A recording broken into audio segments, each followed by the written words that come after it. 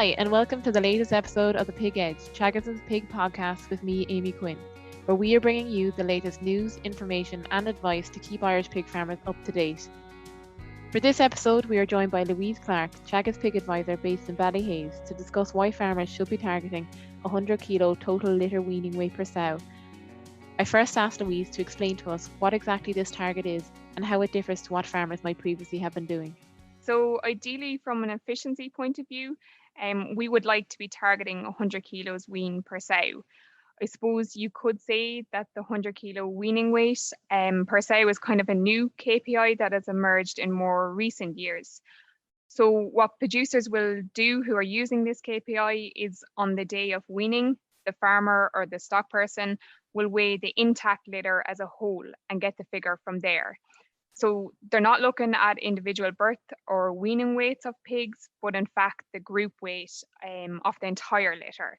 So therefore it gives you a total figure of what the sow has actually weaned over her lactation period. Okay, and why has this key performance indicator, or KPI as we call them, become more important over the last few years? And is this something producers should be targeting?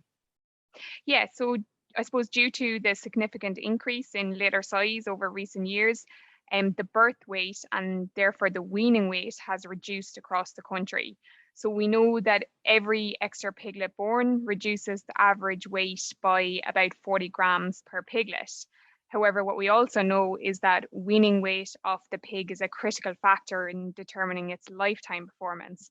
So therefore, producers may need or they may find themselves at a crossroads in terms of productivity, and they may need to look back maybe at their overall goal and see what they're aiming for. And I suppose check if they're still achieving this, or has their system changed whereby they're producing more pigs but at a lower weaning weight.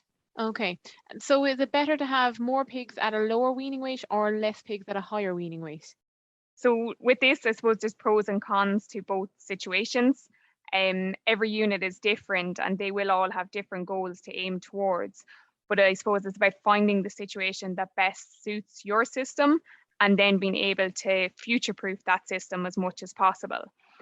So for example, if we looked at the likes of Denmark versus Ireland, it might help to explain the situation a little better. So in Irish context, if we look at our top 25% of farmers, they have a born alive of 15 piglets, they wean 13, and they have a weaning weight of about anywhere between 7.5 and 8 kilos. When we look then at Denmark, their top 25% of farmers have a born alive of 17.7. They wean 15, and their weaning weight is anywhere between the 6.3 and 6.6 kilos. So if we were to go ahead and do the maths on that, from an Irish point of view, that would be 13 pigs at 7.5 kilos. So that would mean we'd have anywhere between 97 and 98 kilos weaned per sow.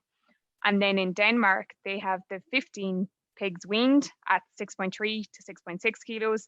So that gives them anywhere between 94 and 95 kilos weaned per sow.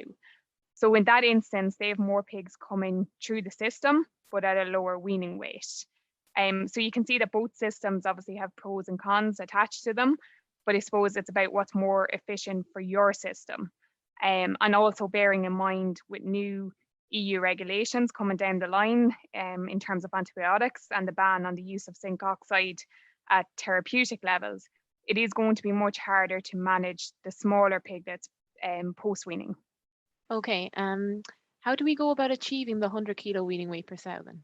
So if a producer is going to say hang their hat on achieving 100 kilos wean per sow, or as close to this figure as possible, the two biggest factors they need to look at are born alive and weaning age. So we can come back to weaning age in a second, but if we look first of all at born alive, I suppose advances in genetics, in reproductive management and nutrition continues to increase the number of piglets a sow can produce per litter. So it's very important to consider the issues that are associated with these larger litters, particularly surrounding the piglets and the pre-weaning survival.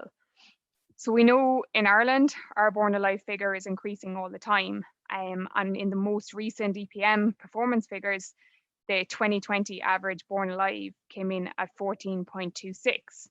So producers need to examine where their born alive is at the moment and see if they want to keep increasing that figure and have more pigs coming through the system, or has it reached the point where they're better off to stabilize it? So we know a high born alive can reach a tipping point where it gets more expensive to keep them piglets alive. There may be more incidents of mortality, more labor may be required, and then feeding more milk because the sow doesn't have enough teat. So if that is the case, then producers need to look at traits like viability and survivability. So again, I suppose it's about asking yourself, are you better off to get the 100 kilos by weaning 13 piglets at 8 kilos or 15 piglets at 6.6 kilos? Okay, so it's up to the individual farmer really to see where they're at. Exactly, yeah, it's very farm specific. You mentioned that the other factor in achieving the 100 kilo weaned per sow was weaning age. Can you talk us through this? Yeah, so producers will know that the minimum EU welfare standards stipulate that pigs should not be weaned at less than 28 days, unless the welfare or the health of the piglet or the dam will be adversely affected. So in these cases, then pigs may be weaned into specialised housing no less than 21 days. So hence there is a minimum weaning age in place across Europe. But if we look at it from an Irish point of view, the weaning age in Ireland ranges anywhere between 24 to 34 days. And piglets grow at about 250 to 300 grams per day during the suckling period.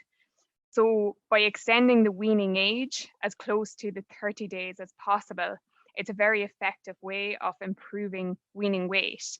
And therefore it should allow the producer to achieve weaning weights anywhere between 7.5 and 8 kilos. Now, obviously, as we've mentioned earlier, individual factors such as genetics, the health status, available farrowing places, and weaner facilities, each of them factors will individually influence the weaning age, and they are very unit specific. So, for example, to increase the weaning age, some producers may need to pull back the sow herd a little and have less pigs coming in, whereas other producers may need to get extra farrowing accommodation to allow for a weaning age of 30 days. So weaning age is farm specific, but it's an area that producers should revisit, both for the benefit of the piglet and the sow. You also mentioned the pig's lifetime performance and the new regulations in terms of antibiotic usage and the removal of zinc oxide. Would you be able to tell me a little bit more about how weaning age can influence these factors? Yeah, so this topic was covered by my colleague Emer McCrum in the May edition of the Pig newsletter. And in this article, Emer discussed how weaning age plays a key role in preparing the young pig for the nursery, the growing, and the finisher stages. So the article highlighted how factors like housing, feeding, and the management, they must all be impeccable for the early wean pigs, particularly if if problems with the likes of thrive or health are to be minimized.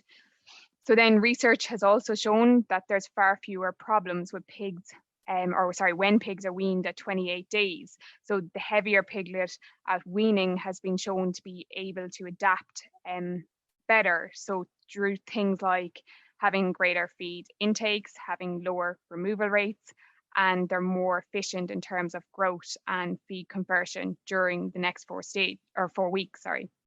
And then in addition to that, research from our own facility carried out by Dr. Peadar Lawler would indicate that this benefit follows pigs through to sale. So as every 1 kilo of additional weaning weight equates to 3 kilos at sale. So with animals quicker to slaughter weight or heavier at sale. And then just in terms of the antibiotics, there was a study carried out comparing farms across Europe. And this study found that units weaning at a younger age are often use more antibiotics between birth and slaughter. So it was concluded that that when pigs are weaned at a higher age, the animal is more resilient and therefore less susceptible to pathogens. So therefore resulting in a reduced need for antibiotics. And we can see this in practice when we look at countries like Sweden and Finland. So they have weaning age of 31.1 days and 31.4 days respectively. And these countries are the most modest users of antibiotics within Europe. Louise, can you elaborate on the effect of weaning age on the sow, please? Yeah, so the age at which pigs are weaned, I suppose, not only influence the wean pig, but it also has a benefit for the subsequent reproductive performance of the sow. So although a longer lactation may result or reduce the litters per sow per year, the heavier and the more efficient older pig at weaning will compensate for the lower or the reduction in throughput. In saying that though, consideration does need to be applied if you are weaning pigs at the upper end of the scale.